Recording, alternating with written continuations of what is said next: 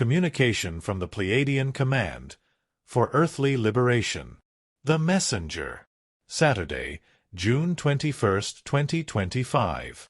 You all know that 7,000 years ago, there was a war between the angels of heaven against those stationed on earth working on its eco-formation and colonization, after this one had been brought and chosen from among the lesser sisters before the light of the eyes of the creative intellect, to sow it with life.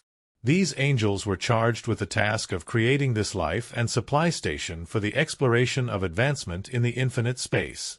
Unfortunately, along with refugees from a planet called Tyr, they violated divine laws related to degenerative genetic manipulation, combining inviolable purposes for the natural evolution of their own races, creating degenerate species in 14 of their natural races. Thus, they sinned against the guidelines of the celestial laws of this universal cosmoecogony. This is how they transformed into fallen angels, rebels, and outcasts.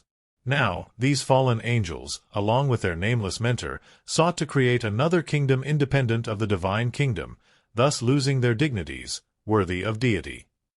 Today, those same adversaries, of the few and last that remain in this war between the light of unconditional love and them, you must know that they in their death throes, knowing that they themselves created their own destruction, try to destroy the human races against the divine decisions already determined.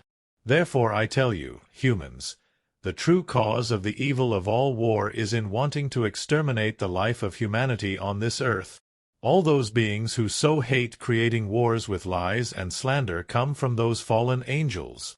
Observe how those earthly leaders show off their vanities, pride and arrogance, using for years on earth wars and their destructions and ignominies to enrich themselves, bribe, blackmail, dominate and submit your humanity to lead it to its extermination, but we will not allow this.